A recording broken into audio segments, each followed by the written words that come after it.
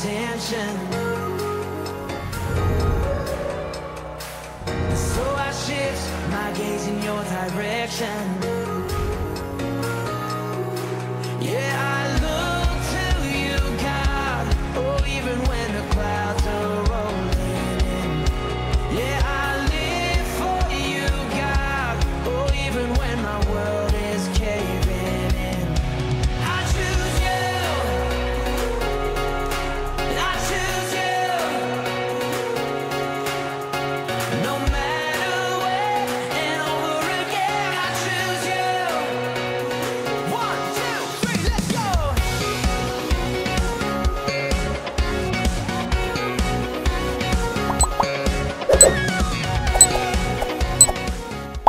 Mari kita bersama-sama mengikrarkan pengakuan iman. Pengakuan iman rasuli. Aku percaya kepada Allah, Bapa yang Maha Kuasa, Khalik langit dan bumi, dan kepada Yesus Kristus, Anaknya yang tunggal, Tuhan kita, yang dikandung daripada Roh Kudus, lahir dari anak darah Maria, yang menderita sengsara di bawah pemerintahan Pontius Pilatus, disalibkan, mati dan dikuburkan, turun ke dalam kerajaan maut. Pada hari yang ketiga, bangkit pula dari antara orang mati, naik ke surga, duduk di sebelah kanan Allah, Bapa yang Maha Kuasa. Dan dari sana ia akan datang untuk menghakimi orang yang hidup dan yang mati. Aku percaya kepada Roh Kudus, gereja yang kudus dan am, persekutuan orang kudus, pengampunan dosa, kebangkitan orang mati, dan hidup yang kekal. Amin. Shalom Jemaat Mu'en yang terkasih di dalam Tuhan. Shalom. Kita bersyukur pada pagi hari ini kasih Tuhan menyertai kita semua. Mari kita sama-sama bangkit berdiri. Kita mau beri kemuliaan untuk Tuhan. Haleluya. Haleluya.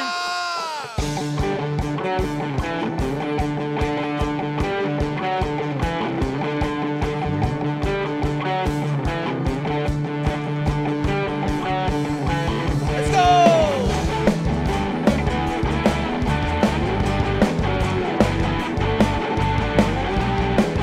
Mari sama-sama kita memuji Tuhan. Tak pernah ku ragu akan kesetiaanmu, kau pegang hidupku sepenuh jiwaku. Ku yakin dan percaya kau tuntun langkahku. Yesus, kaulah Raja dalam hidupku, berkuasa berjaya untuk selamanya. Hanya Kau Tuhan, sumber kekuatan, kuasa-Mu tercurah bagiku sentiasa.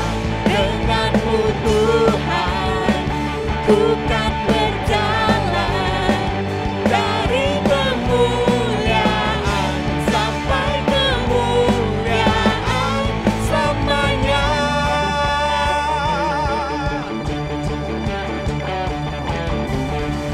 Tak pernah ku ragu akan kesetiaanmu, kau pegang hidupku. Dengan iman katakan, Jiwaku. sepenuh jiwaku. Ku yakin dan percaya kau tuntun langkahku. Yesus. Yesus, kaulah Raja dalam hidupku, berkuasa berjaya untuk selamanya. Hey. Hanya Kau Tuhan, sumber kekuatan, kuasa-Mu tercurah bagiku sentiasa. Dengan-Mu Tuhan, ku kan berjalan dari kemuliaan sampai kemuliaan selamanya.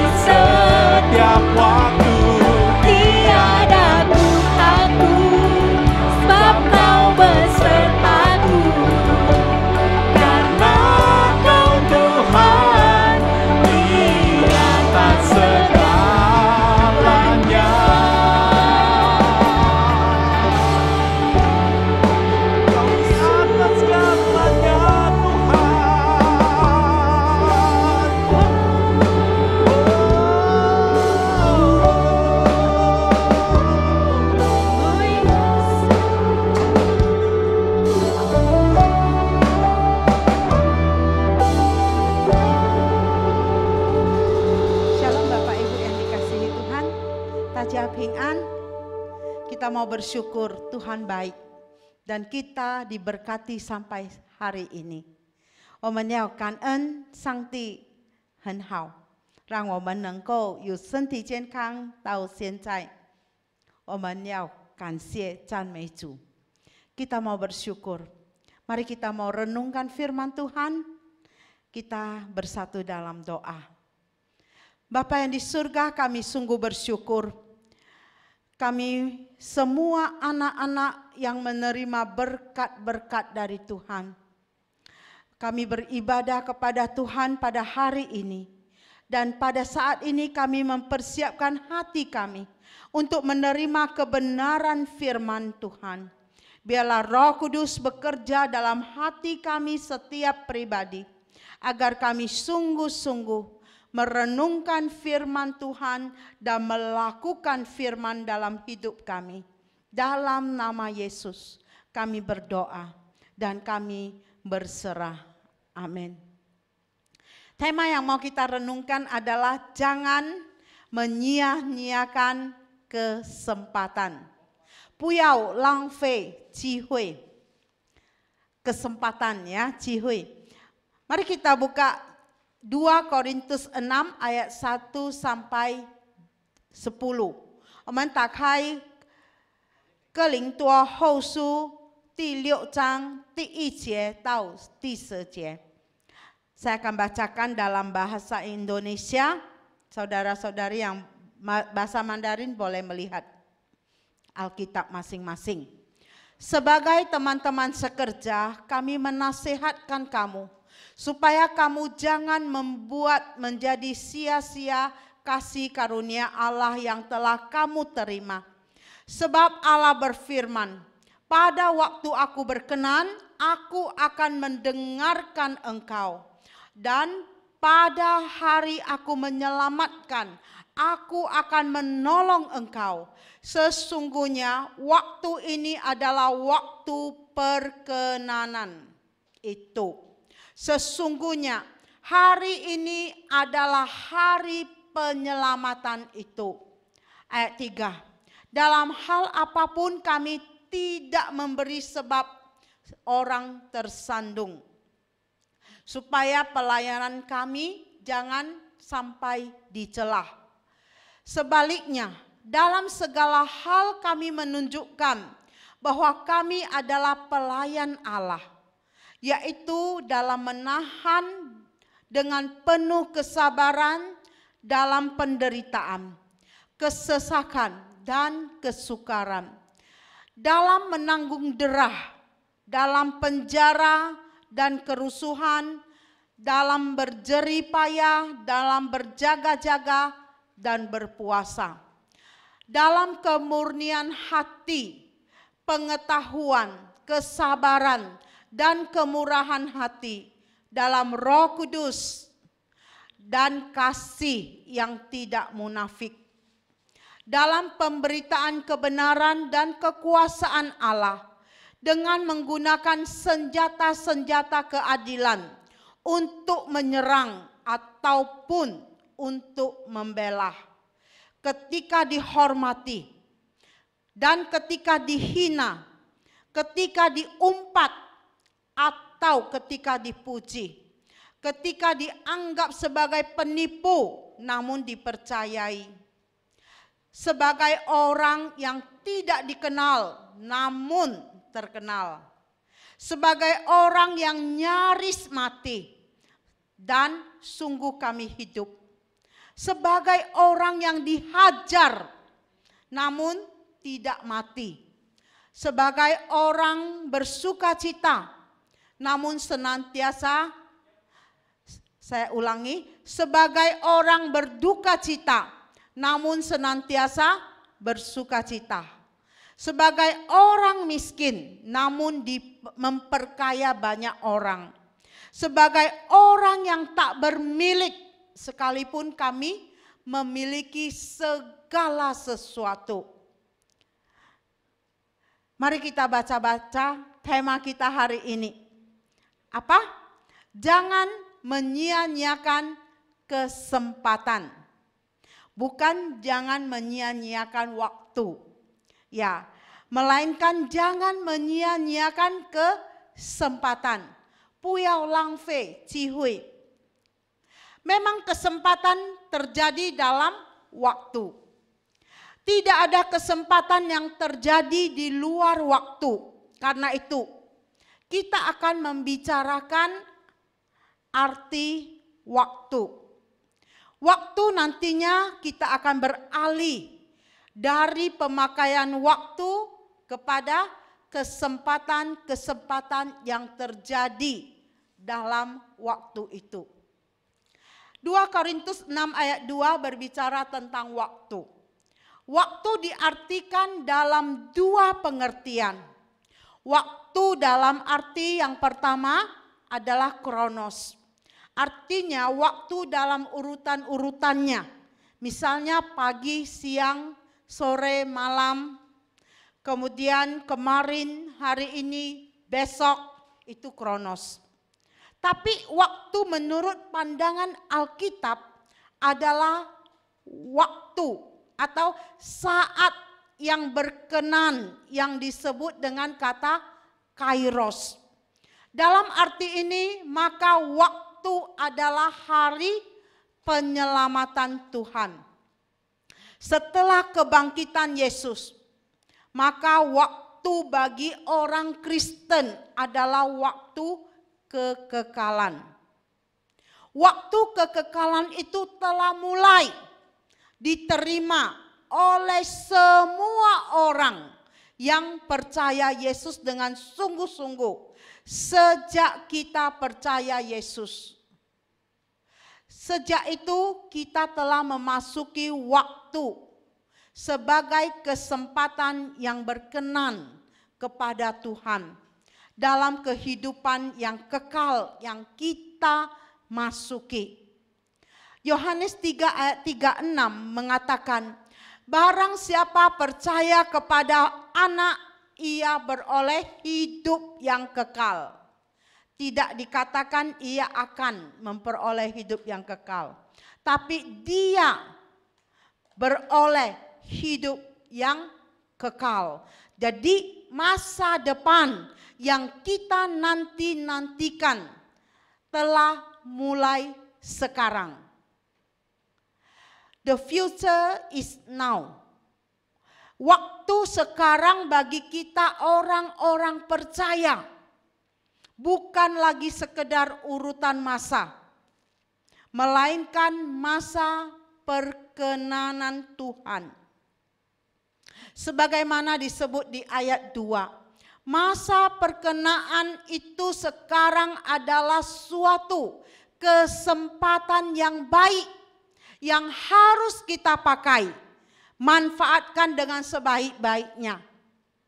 Apapun yang kita terima dari Tuhan, apakah itu hari, apakah itu bakat, apakah itu kepintaran, apakah itu milik, apa itu karunia-karunia, talenta-talenta kita diminta untuk tidak menyia-nyiakannya. Karena itu kesempatan yang diberikan Tuhan kepada kita untuk kita pergunakan dalam memuliakan Tuhan.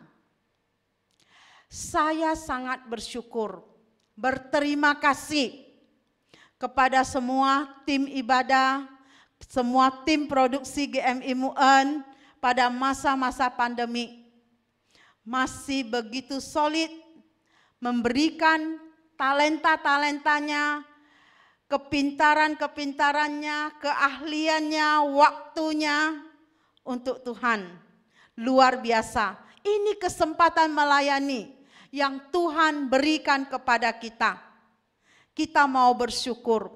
Semua tim musik, saya tidak sebutkan satu persatu namanya, tapi Tuhan tahu. Tuhan tahu. Kalian sudah memberikan yang terbaik untuk digunakan dengan sebaik-baiknya melayani Dia. memuliakan namanya. Ini kesempatan yang Tuhan berikan kepada kita. Dan kesempatan ini akan berlalu kalau kita tidak lakukan. Paulus sebagai pelayan Tuhan, Paulus sebagai teman sekerja Tuhan, dalam 2 Korintus 6 ayat 1 mengatakan, semua warga jemaat Korintus dalam setiap kesempatan harus menunjukkan dirinya sebagai pelayan Allah. Paulus mengatakan juga semua warga jemaat Korintus adalah rekan sekerjanya. Saya mengatakan juga semua warga jemaat GMI Mu'en adalah rekan sekerja Tuhan, rekan sekerja saya. Kita semua adalah pelayan-pelayan Tuhan. Kita mau bersyukur. Oleh sebab itu, kesempatan yang Tuhan masih berikan kepada kita untuk melayani Dia, jangan kita sia-siakan. Bagaimana caranya? Kita menunjukkan diri kita sebagai pelayan Tuhan. Pertama-tama dikatakan, jangan membuat orang lain tersandung. Entahkah kita sebagai mahasiswa, sebagai guru, atau sebagai pekerja, sebagai ibu rumah tangga, sebagai kepala keluarga, sebagai pengusaha, atau sebagai apa saja. Dalam melakukan hobi kita, dalam pergaulan kita, in every way, dalam segala hal, jangan kita kena celah. Ini maksudnya, jangan sampai ada perilaku kita yang mempermalukan nama Tuhan Yesus. Ini maksudnya kita jangan jadi batu sandungan bagi orang lain. Tentu saja tidak ada manusia yang sempurna. Tidak ada orang Kristen yang tidak bisa jatuh dalam dosa. Kita lihat juga banyak pengkhotbah-pengkhotbah terkenal di dunia. Akhirnya bisa jatuh dalam dosa juga. Jadi tidak ada manusia yang sempurna. Di 1 Yohanes 8 ayat 8 berkata, jika kita berkata bahwa kita tidak berdosa, maka kita menipu diri kita sendiri. Dan kebenaran tidak ada di dalam kita. Paulus juga mengatakan dalam Filipi 3 ayat 12. Bukan seolah-olah aku telah memperoleh hal ini atau telah sempurna, melainkan aku mengejarnya. Kalau aku dapat juga menangkapnya, karena aku pun telah ditangkap oleh Kristus Yesus. Ini berarti bahwa walaupun kita tidak ada orang percaya yang sempurna, kita harus berusaha berlari-lari kepada tujuan itu. 我们没有完成的人，所以我们要追求。Kita mau mengejarnya. Ada pepatah Tionghoa mengatakan, 如行千里，众蛇射一柱下. Artinya, perjalanan 1000 mil selalu dimulai dengan langkah pertama.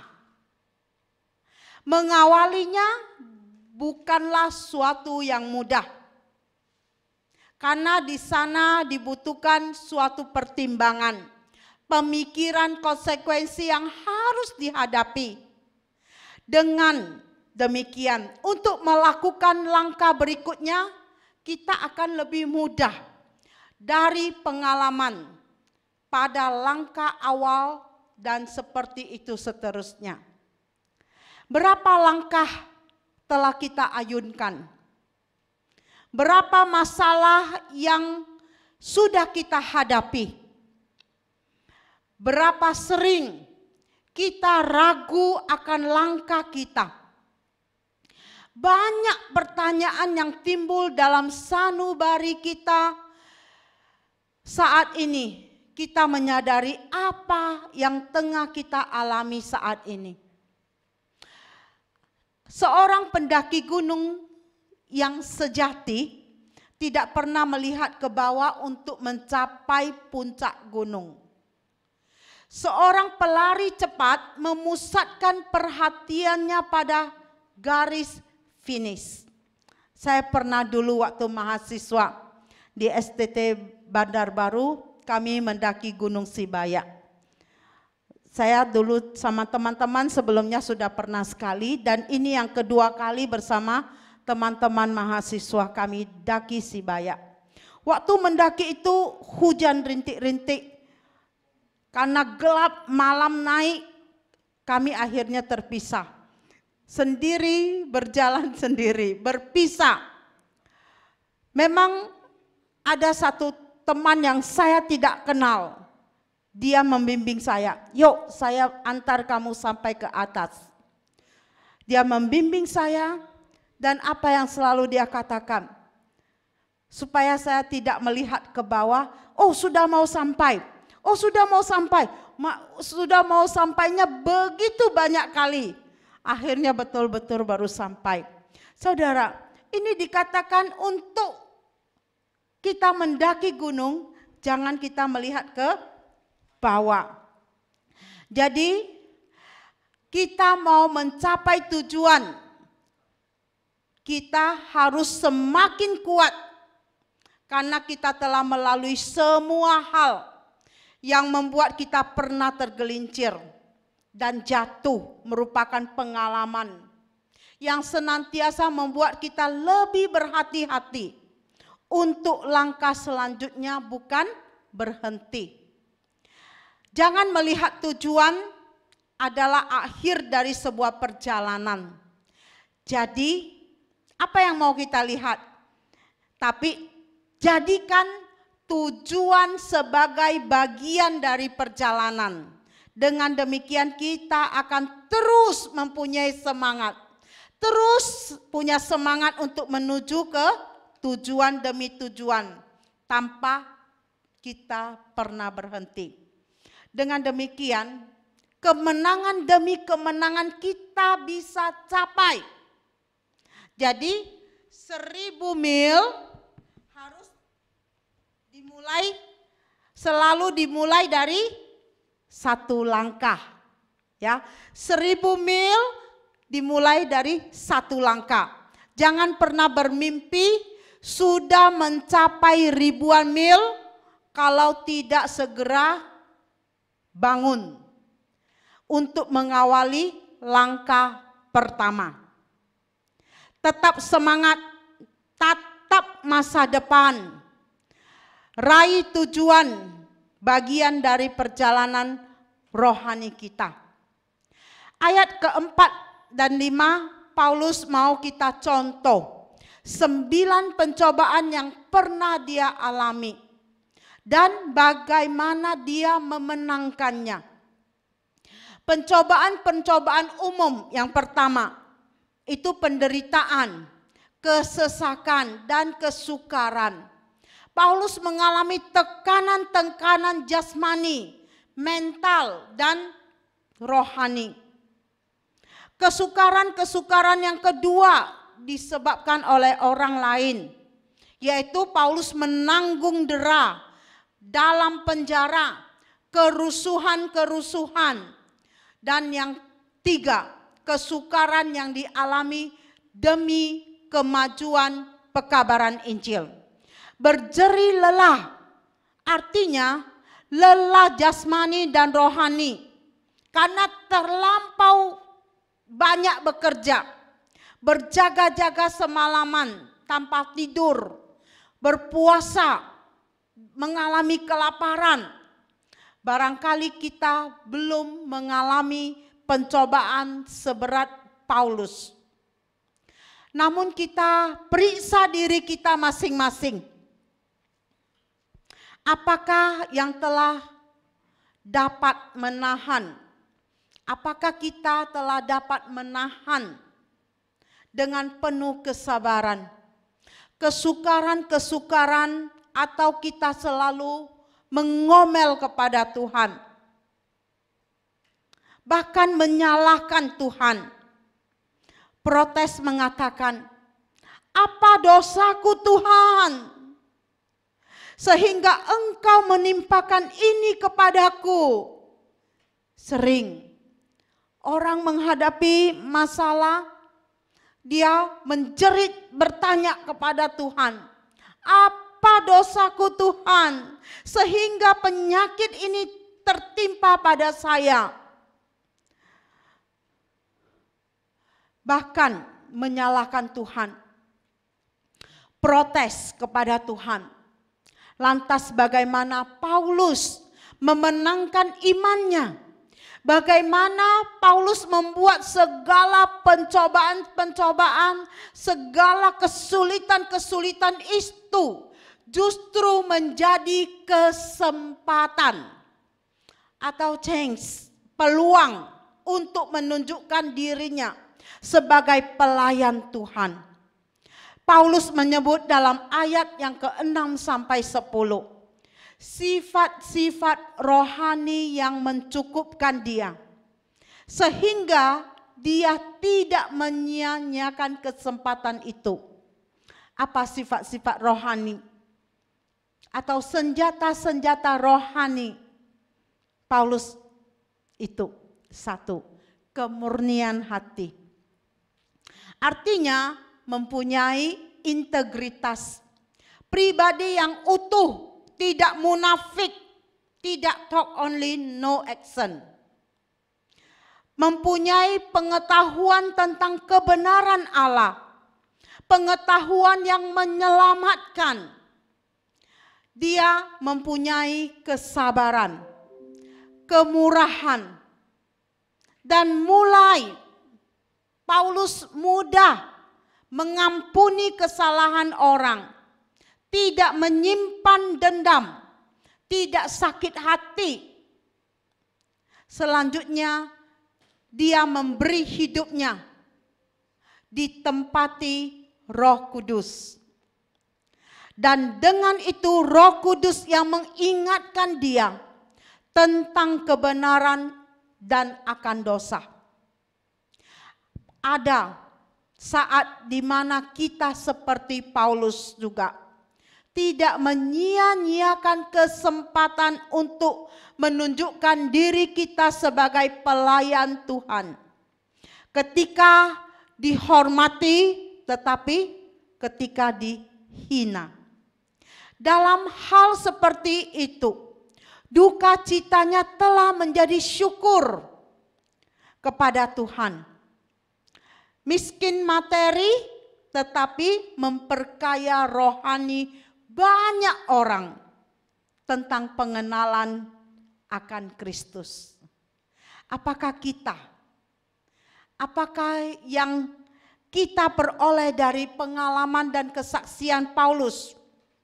Yang pertama, harus percaya bahwa kekuatan yang menakjubkan itu tidak hanya dapat dalam diri Paulus, tetapi boleh terdapat dalam diri kita juga masing-masing pribadi. Bila Paulus dalam segala situasi menjadikan kesempatan untuk menunjukkan dirinya sebagai pelayan Tuhan, kenapa tidak dengan kita? Kita bisa kalau kita mau. Kita bisa kalau kita mau seperti Paulus ini. Kesempatan yang berkenan kepada Allah, kairos, bukan saja terjadi pada zaman Paulus, tetapi juga pada zaman kita ini. Selagi hari masih siang, Dan sebelum saat kita pulang ke rumah Bapa di surga, bila Paulus melihat kesulitan-kesulitannya, penderitaan-penderitaan yang dialaminya dari orang lain, justru menjadi peluang, menjadi kesempatan yang baik dan positif. Kita juga dapat membuatnya demikian. Kenapa tidak? Bisa? Bisa. Mari kita tiru Paulus. Apapun yang Paulus sudah alami, kita juga pernah alami dan akan alami. Maka kita siap-siap mau belajar dari Paulus. Apa trik-trik si Paulus dia bisa menang? Kita belajar hari ini. Ada kisah kesempatan yang dipergunakan oleh seorang tentara dengan temannya sesama tentara. Seorang tentara Kristen ini sangat beriman, baik hati, ringan tangan, dan orang yang sabar. Dan si tentara ini orang yang disukai di masyarakat. Semua tahu, oh ini baik sekali tentara. Biasanya banyak orang tidak suka tentara, jahat katanya. Tapi yang ini baik. Tadi ada temannya, dia baik, ada temannya yang jahat. Temannya yang jahat ini sangat benci kepadanya, suka mengolok-ngolok dia, suka sekali menyiksa dia. Suatu malam tentara itu semua disuruh berlatih dalam cuaca hujan lebat. Mereka semua basah kuyup. Mereka sudah capek, letih sekali. Karena itu satu-satunya yang mereka pikirkan adalah cepat pulang ke asrama, mandi dan tidur. Apa yang dilakukan oleh tentara Kristen yang satu ini? Dia sudah mandi, bukan tidur. Dia berlutut di depan tempat tidurnya dan berdoa. Tentara Kristen ini berdoa. Dan yang satu lagi temannya yang jahat melihat dia berdoa. Dia muak sekali melihatnya. Temannya ini membencinya. Lalu si teman yang jahat ini mengambil sepatunya yang kotor dengan lumpur-lumpur, melempar hingga kena kepalanya. Si teman yang berdoa itu diam saja. Dilempar dengan sepatu, dia tidak balas. Dia diam. Dia terus saja berdoa. Si jahat itu tambah panas. Kok dia nggak balas? Kembali mengambil sepatu yang satu lagi, melempar lebih keras lagi ke kepalanya. Kena pas kepalanya juga. Tapi tetap tentara ini berdoa dan tidak berkutik. Keesokan harinya, si tentara jahat ini mendapati sepatunya sudah kering dan bersih mengkilat. Melihat itu, hatinya tertusuk. Kusakiti dia, tetapi dia membalas aku dengan kebaikan yang di luar pikiranku. Kok aneh orang ini. Kulempar enggak dibalas. Malahan sepatuku dicuci bersih sampai mengkilat. Hari itulah dia bertobat. Jadi bukan hanya Paulus yang bisa, tetapi juga seorang tentara biasa. Tentara biasa juga punya kesempatan untuk bertobat. Kita juga bisa. Kita juga bisa. Yang kedua, capailah keberhasilan. Bukan kesempurnaan. Dengan kata lain, jangan beranggapan dirimu belum sempurna. Bila kita mengatakan untuk dapat mempergunakan tiap kesempatan untuk menunjukkan diri kita sebagai pelayan Tuhan, harus begini dulu, harus begitu dulu, yakinlah kesempatan itu tidak akan datang. Jadi yang kedua, capailah keberhasilan.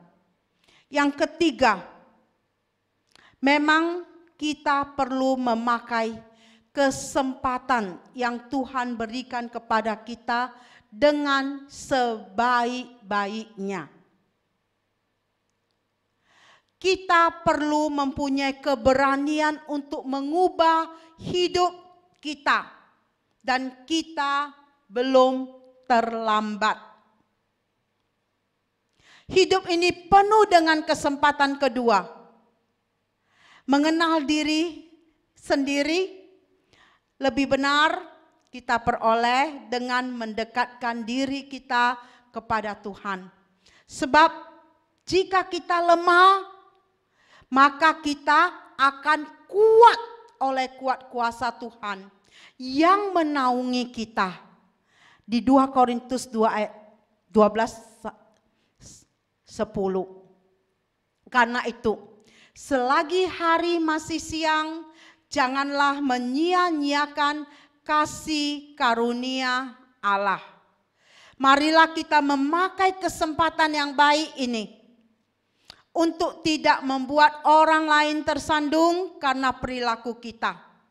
Dalam suka dan duka, dalam susah atau senang, dalam kesulitan atau dalam kondisi bagaimanapun, pakailah senjata-senjata rohani, kemurahan hati kita, kesabaran kita, kebaikan hati kita, sehingga kita memenangkan banyak orang bagi keharuman nama Tuhan. Jangan menyia-nyiakan kesempatan itu. Amin. Mari kita berdoa.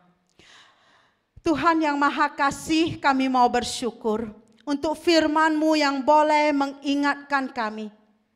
Selagi Tuhan memberikan hidup dalam hidup kami, agar kami tidak menyia-nyiakan kesempatan yang Tuhan berikan kepada kami. Pakai kami sebagai pelayan-pelayan Tuhan. Tolong kami untuk dapat melakukan semua itu. Perlengkapi kami semua dengan senjata-senjata rohani Tuhan. Agar kami senantiasa mempunyai kemurahan hati, punya kesabaran, mempunyai kebaikan hati, sehingga kami boleh memenangkan sebanyak mungkin orang untuk kemuliaan nama Yesus. Pakai kami Tuhan, dalam nama Yesus, berkati semua kami yang beribadah kepada Tuhan pada hari ini.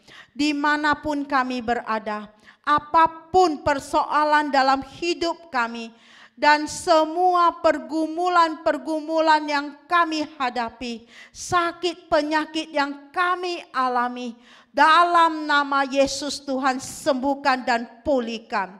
Tuhan buka jalan, Tuhan jawab doa. Kami mau bersyukur. Terima kasih Tuhan, Engkau Allah yang luar biasa. Yesus Kristus, kekasih hati kami, juru selamat kami yang hidup, satu-satunya penolong kami yang sungguh. Kami berdoa dan berserah. Terpuji Yesus, haleluya, amin.